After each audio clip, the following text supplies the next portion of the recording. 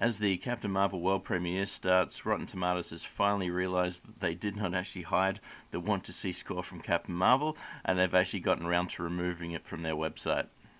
Rotten Tomatoes previously released a statement saying, as of February 25th, we will no longer show the want-to-see percentage score for the movie during its pre-release period.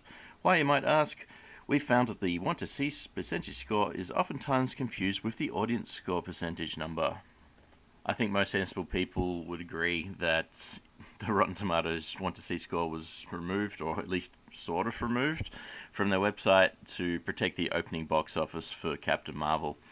You can see here that as of yesterday, on the 4th of February, it was still on the website, listed at 39%. Now, it did drop all the way down to maybe 25%, maybe 27%, but 39% is what the want-to-see score was on Rotten Tomatoes as of yesterday, with banning people being able to say that they do not want to see the movie.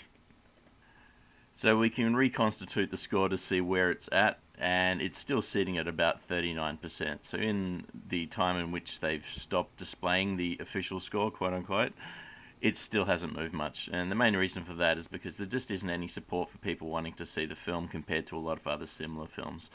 I noted in a previous video that support for Wonder Woman was around 55,000 people wanted to see on Rotten Tomatoes before it released, and this film's about 21,000, so not even half of the people willing to vote just to say they want to actually see the film. It's probably not a very good indication of what's going to go on.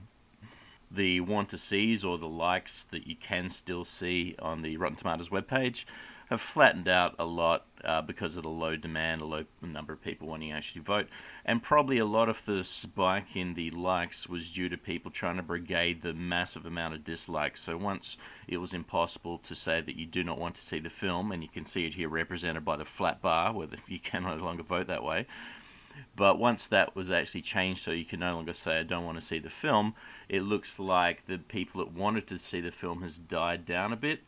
Again, probably evidence that a lot of the votes for wanting to see the film were just brigading to try to protect the score. But you can see how big the actual brigading failed. And even with that, there's still nowhere near getting to 50%, 39% right now. In a previous video, I showed that the want-to-see score was headed to somewhere between 20% and 0.4%. If we take the best case scenario using the current want-to-sees, and just keeping the do not want to sees at the same level they're running at when they were banned, we get about 17% right now. So that's around about the best case scenario that the Rotten Tomatoes score would have been for Captain Marvel, 17%. And if the do not want to sees kept growing at the rate they were growing at, which I don't think would have happened, but it would have been somewhere close to that, it would have dropped all the way down to 0.4%, which Rotten Tomatoes would have rounded down to 0%. So it's possible that we would have actually seen a want-to-see score of 0%, but probably somewhere around about 10% was likely where it would actually be headed. The main reason, if you're not a math surgeon, is to be able to move further and further away from 50%, you need even more votes every time to go the direction you want to move it in. So it's not a case of maintaining the likes to dislikes to 27% or less. You have to keep going more and more and more and more to be able to move it towards either 100% or to 0%. I think the main interesting thing to watch out for now is what kind of actions Rotten Tomatoes takes to try to protect the actual audience score. So they've done, or at least in my opinion, a lot of people's opinion, they've done what they can to protect the want-to-see score. Now what are they going to do for reviews? Are they going to implement further site changes, like you have to have some further form of authentication to be able to vote? Are they going to go to some crazy requirement that you've purchased an e-ticket through Fandango to be allowed to vote? Is it only going to be blue check marks on Twitter allowed to vote? Like, what is it they're going to actually do to cull the audience scores? Because we know the audience scores are going to be terrible. It's going to be a lot of people that don't see the film, that are just going to put in a bad rating no matter what. And there's obviously going to be people that watch the film and probably don't actually like it. But who knows, maybe the film will actually be good.